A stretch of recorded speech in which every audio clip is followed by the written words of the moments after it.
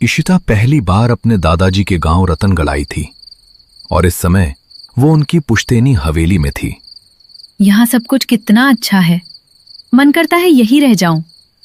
तभी उसे बाहर से बैंड बाजे की आवाज सुनाई देने लगी। ओहो, लगता है किसी की बारात जा रही है। उसने उठकर खिड़की से देखा तो सामने से 4 आदमी डोली उठाए गली से गुजर रहे थे।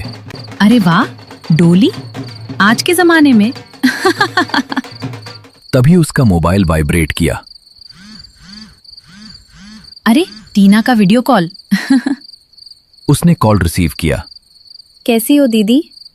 टीना, माँ, पिताजी, यहाँ सब बहुत अच्छा है। मैं तो कहती हूँ कि आप भी यहाँ आ जाइए। हम सब मिलकर यहाँ कम से कम 1 महीने रहेंगे। ठीक है बेटा, अगली बार हम सब साथ में चलेंगे। देखो माँ, आपको कुछ दिखाती हूँ। ये कहकर इशिता ने खिड़की खोली, लेकिन अरे कहाँ गई? क्या था दीदी? कुछ आदमी बैंड बाजे के साथ एक डॉली लेकर जा रहे थे, पता नहीं कहाँ चले गए। कोई बात नहीं दीदी, अब की बार कुछ ऐसा दिखे तो वीडियो बना लेना। इशिता ने अपने परिवार से काफी देर बात की और उसके बाद बेड पर लेटकर रील्स देखने लगी। करीब 1.5 घंटे बाद उसको झपकी सी आई थी, लेकिन तभी अरे ये क्या? उसे बैंड बाजे और शहनाई की आवाजें आने लगी। अब किसकी बारात जा रही है इतनी रात में? उसने उठकर खिड़की से देखा, जो सामने का मंजर बहुत ही अजीब था। एक डोली को उठाए हुए 4 आदमी उसके ही घर की तरफ आ रहे थे। ये देखकर इशिता हैरान रह गई। ये मेरे घर की तरफ क्यों आ रहे हैं? उसने अपना मोबाइल उठाया, लेकिन उसका मोबाइल बंद हो गया। हे भगवान, ये ऑन क्यों नहीं हो रहा? तभी कोई जोर जोर से दरवाजा पीटने लगा। दरवाजे की तेज धमधमाहट इशिता के दिल को दहला रही थी। तभी तेज शोर करता हुआ दरवाजा खुला और उसके कमरे में पहुंचे वही 4 आदमी जिन्होंने काले कपड़े पहने हुए थे। उन सभी के चेहरे काले नकाब से ढके थे। उन्होंने आगे बढ़कर इशिता को उठा लिया। छोड़ो मुझे, छोड़ो! वो इशिता को उठाकर घर के बाहर ले गए और उसको उस डोली में बैठा दिया। उसके बाद उन्होंने डोली उठाई और आगे बढ़ गए। इशिता ने झांक कर देखा तो वो उसे लेकर एक कब्रिस्तान की तरफ जा रहे थे। वो डोली से निकलना चाहती थी, लेकिन जैसे ही उसने बाहर पैर निकाला, उसे एक जोरों का झटका लगा। ये चारों उसे लेकर कब्रिस्तान में पहुंचे और फिर उन्होंने इशिता को डोली से बाहर निकाला तो वो आसानी से बाहर निकल आई। छोड़ो मुझे! इन्होंने इशिता को जमीन पर लिटा दिया और लेटते ही उसके हाथ पैर मानो उसके काबू में नहीं थे। वो उठना चाहती थी, लेकिन उठ नहीं पा रही थी। उसे कुछ भी समझ में नहीं आ रहा था। उसका डर उसकी चरम सीमा पर था। अगले ही पल उसके साथ वो हुआ जिसे सोचकर भी हम लोगों की रूह कांप जाए। उन 4 आदमियों ने कब्र से एक मुर्दा निकाला और फिर उसे इशिता के ऊपर लिटा दिया। इशिता की चीख कब्रिस्तान में गूंज गई और फिर चारों तरफ सन्नाटा छा गया। अगले दिन इशिता की लाश कब्रिस्तान में पाई गई, जो पूरी तरह से सड़ी हुई थी। उसके ऊपर वो मुर्दा भी पड़ा हुआ था। इशिता के माता पिता उसकी मौत से बहुत शोक में थे और उसकी छोटी बहन टीना को भी उसकी मौत का बहुत दुख था। इशिता की चिता उनकी आंखों के सामने जल रही थी। पिताजी, दीदी तो रात को बात करते समय बहुत खुश थी, फिर वो वहां से कब्रिस्तान कैसे पहुंच गई? वहां पर जाकर उनकी मौत कैसे हो गई, वो भी इतनी भयानक और अजीब? उसके पिता और मां बहुत शोक में थे। उनकी आंखों से लगातार आंसू बह रहे थे। कुछ दिन गुजरे। टीना की बुआ कमना, जो कि गांव के दूसरे छोर पर रहती थी, वो भी अपनी भतीजी की मौत से बहुत गम में थी। इस कारोबार के चक्कर में मैं अपने परिवार से कितनी दूर हो गई।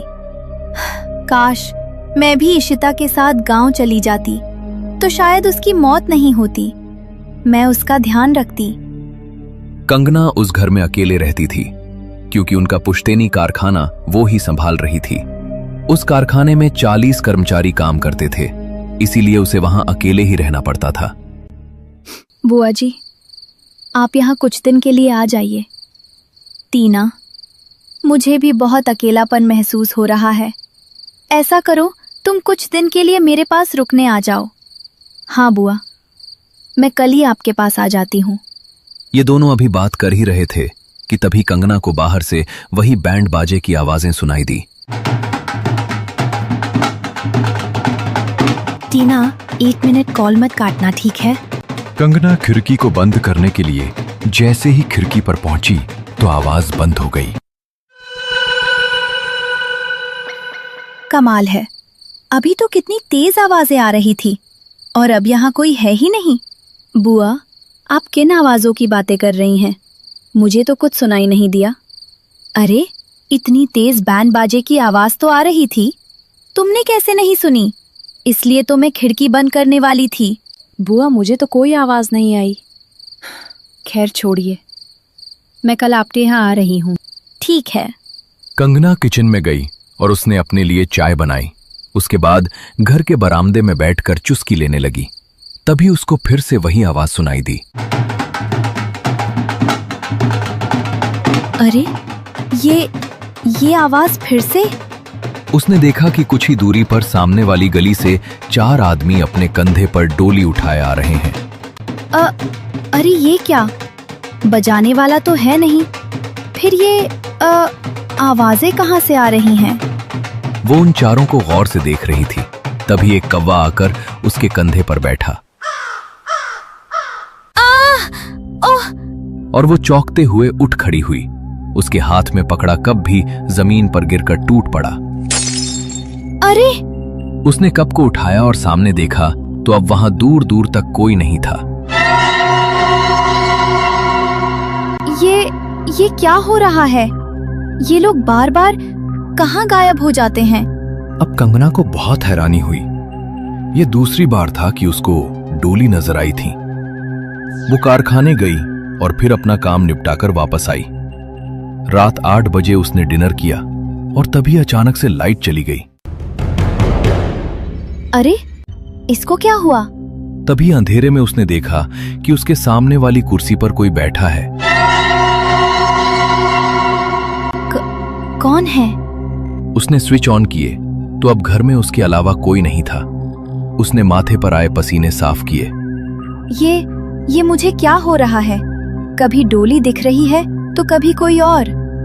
उसने नींद की गोली ली और फिर अपने बेडरूम में पहुंची। उसे सोए हुए अभी कुछ समय हुआ ही था, तभी उसके शरीर पर ओढ़ी चादर अपने आप उतर गई, जिसका उसे जरा भी पता नहीं था। उसे किसी के रोने की आवाज सुनाई दी और उसकी आंख खुल गई। कौन है? वो आवाज को सुनते हुए घर से निकली तो उसने पाया कि एक लाल जोड़े वाली लड़की पेड़ के नीचे बैठी रो रही है। अरे, कौन हो तुम? क्यों रो रही हो? कंगना उसकी तरफ बढ़ ही रही थी कि तभी उसको फिर से वही आवाजें सुनाई देने लगी। उसने देखा सामने से वही 4 आदमी डोली लिए आ रहे हैं, लेकिन इस बार उनकी रफ्तार तेज थी, जिन्हें देखकर कंगना डर गई। वो डर गई और घर की तरफ भागी ही थी कि तभी उन चारों ने उसे उठा लिया। छोड़ो मुझे! उन चारों ने कंगना को भी डोली के अंदर डाला और फिर उसे लेकर चल दिए। और वो औरत बैठी हुई अब जोर जोर से हंसने लगी। वो चारों उसे उठाकर चल दिए। बाहर से बैंड बाजे की आवाज आ रही थी, लेकिन बजाने वाला कोई नहीं था। कंगना बहुत ज्यादा डरी हुई थी। उसने डोली से झांक कर देखा तो उसको सामने ही रतनगढ़ का कब्रिस्तान नजर आ रहा था। ये तो दादाजी का गांव रतनगढ़ है। लेकिन मैं यहाँ इतनी जल्दी कैसे पहुँच गई? वो चारों उसको लेकर कब्रिस्तान के अंदर चले गए। उन्होंने उसे जमीन पर लिटा दिया और फिर खड़े होकर उसे देखने लगे। मुझे छोड़ दो, मुझे जाने दो। कौन हो तुम लोग? वो उसे घूर रहे थे। उनकी लाल चमकती भयानक आंखें कंगना देख पा रही थी। वो उठना चाहती थी, लेकिन उसके हाथ और पैर अजीब ढंग से जाम हो गए, जैसे वो उसके काबू में ही ना हो। उसने देखा कि वो चारों आदमी एक मुर्दे को उठाकर उसके पास लेकर आ रहे हैं। उस मुर्दे की हालत बहुत खराब थी। उन्होंने मुर्दे को लाकर कंगना के ऊपर डाल दिया। कंगना को उसके शरीर की बांस बहुत बुरी तरह से आ रही थी। कंगना का हाल बहुत बुरा था। वो कुछ करती इससे पहले ही वो चारों भी उसके करीब पहुंचे और उसकी भी चीख कब्रिस्तान में गूंज गई। सुबह होने पर कब्रिस्तान के नेगहबान की नजर जब कंगना की लाश पर पड़ी तो उसका दिल दहल उठा। या अल्लाह! कुछ ही देर में गांव में ये बात आग की तरह फैल गई और फिर सभी वहां जमा हो गए। ये लड़की कौन है? गांव की तो नहीं लगती है। तभी मुखिया ने अपने दिमाग पर जोर दिया और फिर ये तो छोटे ठाकुर की बहन कंगना है। उस समय टीना से मिलने उसका दोस्त रितेश भी घर आया हुआ था। तभी घर के टेलीफोन पर मुखिया का कॉल आया। हेलो। छोटे ठाकुर, आपके लिए बुरी खबर है। ये सुनकर रजनीश के पैरों तले जमीन निकल गई। अब ये चारों मधुपुर गांव से रतनगढ़ गांव के लिए निकल गए और वहां से घंटों का सफर करने के बाद रात के समय ये गांव पहुंचे। मुखिया जी, कहां है मेरी बहन? कंगना के घर वालों ने उसकी लाश देखी तो मानो इन पर दुखों का पहाड़ टूट पड़ा। बुआ जी! टीना बहुत जोरों से चिल्लाई और जमीन पर ढेर हो गई। अरे टीना, संभालो खुद को, होश में आओ। ये सब कैसे हुआ मुखिया जी? आज सुबह जब कब्रिस्तान का निगहबान उठा तो उसने कंगना की लाश को कब्रिस्तान में देखा। मैंने कंगना बिटिया को पहचाना और आपको जानकारी दी। शाम होने तक इन्होंने रतनगढ़ में ही कंगना का अंतिम संस्कार किया। क्रियाक्रम के बाद सभी रिश्तेदार अपने अपने घरों को चले गए।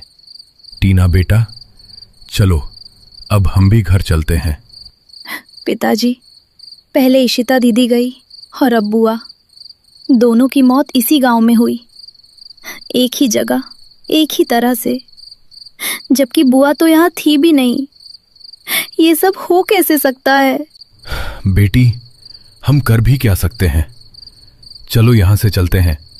इस गांव में हमें कभी खुशियां नहीं मिल सकती। टीना को उसके पिता की बात समझ नहीं आई और ये सभी वापस से अपने घर आ गए। यहां आकर टीना ने रितेश से अकेले में काफी देर बात की और 10 बजे तक रितेश भी अपने घर चला गया। रात के समय टीना अपने कमरे में सो रही थी, तभी उसे भी बैंड बाजे की आवाज सुनाई देने लगी। ये आवाज? उसने उठकर खिड़की से देखा तो सामने से डोली उठाए वही 4 आदमी आते हुए नजर आए। वो जल्दी से घर से निकल बाहर पहुंची तो वहां कोई नहीं था। अजीब बात है, कहाँ गए वो लोग? तभी टीना ने अपने दिमाग पर जोर दिया। उसको कुछ ध्यान आया और उसने तभी रितेश को कॉल लगाया। हेलो रितेश। हाँ टीना, क्या तुम मेरे घर आ सकते हो अभी? इस टाइम कुछ खास? हाँ, तुम्हें कुछ बताना है। ठीक है, आता हूं। रितेश अपने घर से निकला और टीना के पास पहुंचा। हाँ टीना, बताओ, ऐसी क्या इमरजेंसी थी? सबसे पहली डेथ इशिता दी की हुई। डेथ से पहले कॉल पर उन्होंने बताया था कि उन्होंने कुछ आदमियों को डोली ले जाते हुए देखा है। उन्हें बैंड बाजे की तेज आवाज सुनाई दी थी। तो उसके बाद दूसरी मौत हुई कंगना बुआ की, और जब वो मुझसे बात कर रही थी तो उनको भी डोली ले जाते हुए 4 आदमी नजर आए थे। क्या? ये कैसे हो सकता है? और इन दोनों डेथ में एक बात और कॉमन है, दोनों की लाश कब्रिस्तान में पाई गई थी और उस रात कब्रिस्तान की एक कब्र से एक मुर्दा बाहर था। और तुमको एक और बात बताऊं? क्या? अभी कुछ देर पहले मुझे भी बैंड बाजे की आवाज सुनाई दे रही थी और वो 4 डोली वाले आदमी भी नजर आए थे। Oh my God! रतनगढ़ गांव में कुछ तो ऐसा है जो हमें पता होना चाहिए, जिसके बारे में पिताजी भी बात नहीं करना चाहते। हाँ टीना, तुम ठीक कहती हो। हम लोग सुबह ही रतनगढ़ गांव जाएंगे और पता लगाएंगे कि उस डोली और कब्रिस्तान का क्या रहस्य है। अगली सुबह ये दोनों किसी को बताए बिना रतनगढ़ पहुंच गए। अरे टीना बिटिया, तुम यहां? मुखिया जी, आप हमारी हवेली के बारे में क्या जानते हैं? ये सुनकर मुखिया ने टीना को हैरानी से देखा। लेकिन तुम उसके बारे में क्यों जानना चाहती हो? मुखिया जी, प्लीज हमारी मदद कीजिए। डोली, कब्रिस्तान और 4 आदमी, इन तीनों से जुड़ी कोई ऐसी घटना है जिसके बारे में आप जानते हैं? ये सुनकर मुखिया ने लंबी सांस भरी।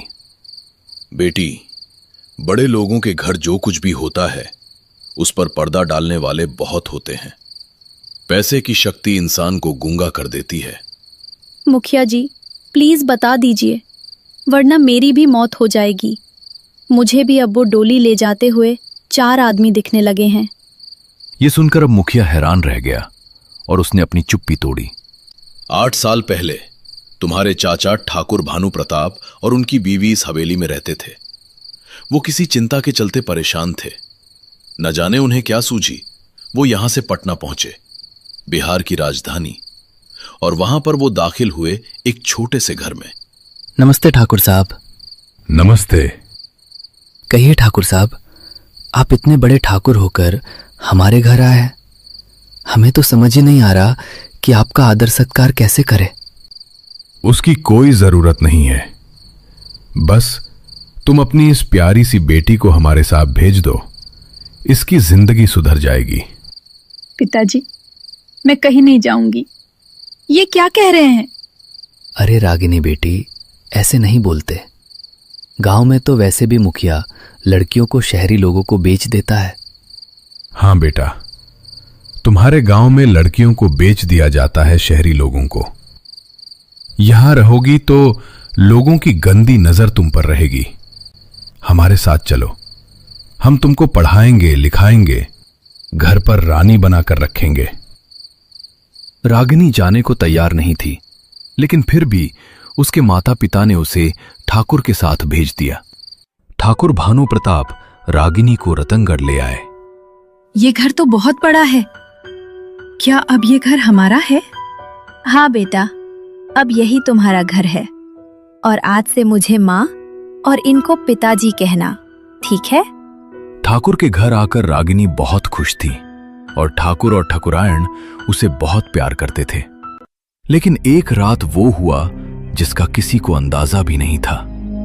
रागिनी बेटी, आओ मैं तुमको तैयार कर देती हूँ। तैयार? इतनी रात में? किस लिए माँ? बेटी, आज तुम दुल्हन बनने वाली हो। दुल्हन बनने वाली हूँ? वो तो तब बनते हैं ना जब शादी होती है। हाँ, तुम्हारी शादी होने वाली है आज। तो मेरा दूल्हा कहाँ है? तुम्हारा दूल्हा भी तुमको मिल ही जाएगा। चलो, अब तैयार हो जाओ। ठकुरायन ने रागिनी को तैयार किया और उसे दुल्हन बनाया। फिर 4 आदमी एक डोली लेकर आए और फिर उसे डोली में बैठा कर ले चले। रागिनी ने बाहर झांक कर देखा तो चारों तरफ सन्नाटा पसरा था। यहाँ कितना सन्नाटा है। ये लोग मुझे कहाँ लेकर जा रहे हैं? अगर मेरा दूल्हा है तो मुझे घोड़ी पर लेने क्यों नहीं आया? कुछ देर बाद वो चारों उसको कब्रिस्तान के अंदर ले गए और अंदर पहुंचते ही अब रागिनी का डर दुगुना हो गया। ये आप लोग मुझे कब्रिस्तान में क्यों ले आए? बाहर निकलो। रागिनी बाहर निकली तो उसने सामने भानु प्रताप को एक तांत्रिक के साथ बैठे देखा। पिताजी, आप? उसे देखकर रागिनी की थोड़ी हिम्मत बढ़ी थी, लेकिन भानु प्रताप ने उसकी तरफ देखा तक नहीं। तांत्रिक ने उन चारों आदमियों को इशारा कर दिया और इन्होंने रागिनी को जमीन पर लिटा दिया। ये आप क्या कर रहे हैं? जमीन में 4 खूंटे गाड़ दिए गए, जिनसे रागिनी के चारों हाथों और पैरों को बांध दिया गया था। वो अब अपनी जगह से हिल भी नहीं सकती थी। तभी उन लोगों ने कब्र से एक मुर्दा निकाला और उसे रागिनी के ऊपर डाल दिया। रागिनी का डर अपनी चरम सीमा पर था। मुर्दे की हालत बहुत खराब थी, जिस वजह से वो बहुत भयानक दिख रहा था। बाबा, अब तो हमारे ऊपर लगा संतानहीनता का दोष हट जाएगा। इधर ठकुरायन अपने घर में बैठी हुई पुरानी बात याद कर रही थी, जब वो अपने बेऔलादा होने से परेशान हो रहे थे। तुम्हारी औलाद हो सकती है, लेकिन उसके लिए एक विधि करनी पड़ेगी। कौन सी विधि बाबा? इधर रागिनी चीख रही थी, लेकिन ठाकुर को इससे कोई फर्क नहीं पड़ रहा था। इसी क्रिया के मुताबिक अब तांत्रिक मंत्र पढ़ने उसके पास बैठ गया था, लेकिन अब रागिनी बहुत जोरों से चीख चिल्ला रही थी। पिताजी, मुझे यहाँ से उठाओ। पिताजी, मुझे यहाँ से ले चलो।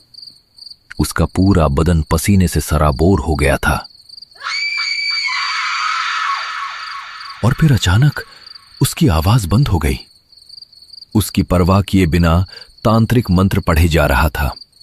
काफी देर बाद मंत्र पूर्ण हुआ। अब इस मुर्दे को इससे हटा दो। उन चारों आदमियों ने मुर्दे को रागिनी के ऊपर से हटाया तो रागिनी मर चुकी थी। अरे, ये तो मृत हो चुकी है। ये तो अनर्थ हो गया। क्या हुआ बाबा? ये मर कैसे गई? ये मुझे नहीं पता। लगता है इसको गहरा सदमा लग गया होगा। तो वो क्रिया तो हो चुकी ना बाबा? नहीं, वो क्रिया नहीं हुई है। इसका जिंदा रहना जरूरी था। नहीं। यह सुनकर टीना और रितेश दोनों ही हैरान रह गए। फिर आगे क्या हुआ अंकल? उसके बाद एक एक करके वो चारों आदमी मारे गए और फिर एक रात ठाकुर और ठकुरायण दोनों की लाश कब्रिस्तान में उसी तरह पाई गई जिस तरह से कंगना और इशिता की मौत हुई। उसने शायद उन्हीं 4 आदमियों की आत्मा को बंधी बना लिया है। इसे रोकना कैसे है, ये जानने के लिए हमें रागिनी के माता पिता से मिलना पड़ेगा। रितेश और टीना बिना देरी किए अब बिहार के लिए निकल गए और फिर वहां बहुत ज्यादा मेहनत के बाद ये एक घर में पहुंचे। जी, मेरा नाम टीना है। मुझे एक लड़की के घर की तलाश है। किसके? जी, उसका नाम रागिनी था। ये सुनकर वो दोनों एक दूसरे का मुंह देखने लगे। उसे मेरे चाचा भानु प्रताप इस गांव से अपने गांव रतनगढ़ ले गए थे। हमें उसके माता पिता से मिलना है। कहाँ है रागिनी? मेरी रागिनी कहाँ है? क्या आप ही उसके? हाँ, वो हमारी ही बेटी है। भानु प्रताप ने बहुत बड़े बड़े वादे किए थे और कहा था कि साल में एक बार यहाँ उसे लेकर आया करेगा, लेकिन उसने जो कुछ भी कहा था उसमें से एक भी काम नहीं किया।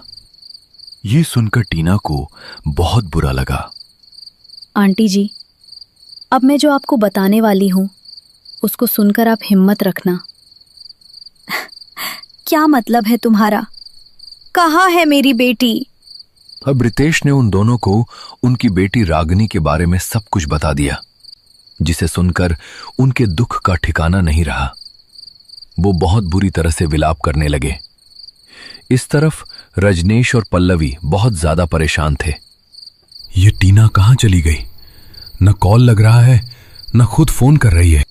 मुझे तो बहुत डर लग रहा है। पता नहीं कहाँ है वो। इन दोनों ने उसे बहुत ढूंढा, लेकिन वो कहीं नहीं मिली, क्योंकि वो तो गांव में थी ही नहीं। इसी तरह रात के 9 बज गए और दरवाजा खुला। अरे टीना बेटी! पल्लवी ने टीना को गले से लगा लिया। कहाँ गई थी तुम? पता है हम कितना परेशान थे। गलती हो गई पापा, अब नहीं जाऊंगी। ये कहकर टीना अपने कमरे में चली गई और उसका सीधा स्वर इन दोनों को ही काफी अजीब लगा।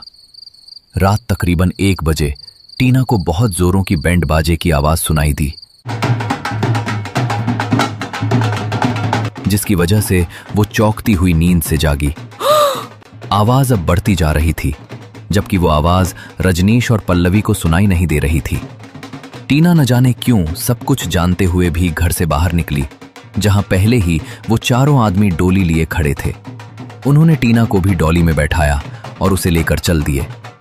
टीना डोली से निकलने की जरा भी कोशिश नहीं कर रही थी, जैसे उसे पता हो उसका अंत निश्चित है। कब्रिस्तान में ले जाने के बाद उन्होंने टीना को जमीन पर लिटा दिया और फिर रागिनी की आत्मा उसे नजर आई। इसी तरह मैं भी कब्रिस्तान में पड़ी थी। एक 17 साल की सीधी सादी लड़की। कितना भयानक रहा होगा मेरे लिए ये सब देखना। लेकिन वो क्रूर आदमी अपने फायदे के लिए मेरे साथ ये भयानक क्रिया कर रहा था। उसने एक कब्र की तरफ अपनी उंगली की।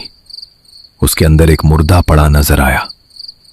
वो मुर्दा हवा में ऊपर उठ ही रहा था कि तभी रितेश वहां पर रागिनी के माता पिता को लेकर पहुंचा। नहीं रागिनी बेटी, रुक जाओ। नहीं रागिनी बेटी, रुक जाओ। मेरे माता पिता मेरे सामने हैं, लेकिन मैं उनको गले तक नहीं लगा सकती। और ये सब हुआ उस भानु प्रताप की वजह से। बेटी, तुम ये गलत कर रही हो। क्या गलत है माँ? जो मेरे साथ उसने किया, क्या वो ठीक था? रात में मुझे यहाँ कब्रिस्तान में लाया गया, मेरे ऊपर मुर्दा डाला गया, वो सब कितना भयानक था। अब मैंने फैसला कर लिया है कि इनके खानदान की हर एक लड़की यही सब देखेगी जो भयानक मंजर मैंने देखा था। वही सब इस खानदान की हर एक लड़की पीढ़ी दर पीढ़ी देखती रहेगी और मरती रहेगी।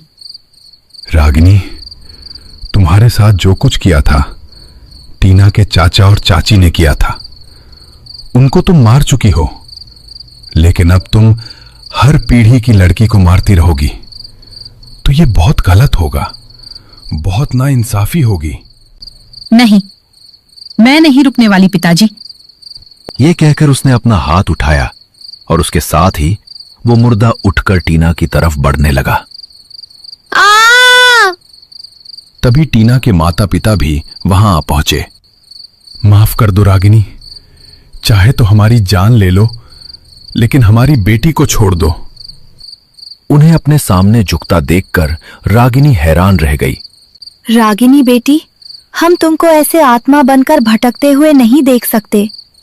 तुमने अपना बदला ले लिया है, अब किसी की हत्या नहीं करोगी, किसी को सजा नहीं दोगी। यही हमारी तुमसे आखिरी ख्वाहिश है। ये सुनकर रागिनी रो पड़ी और वो मुर्दा वापस से कब्र में पहुंच गया। मैं जा रही हूं मां, लेकिन मैं वापस आऊंगी, फिर से आपकी बेटी बनकर। ये कहकर रागिनी और वो चारों आदमी वहां से गायब हो गए। टीना उठो। रितेश ने टीना को उठाया और इस भयानक रात का अंत हुआ। रागिनी के माता पिता को रजनीश ने अपने साथ अपने ही घर में रख लिया और उसके बाद मौत की वो डोली कभी किसी को नजर नहीं आई।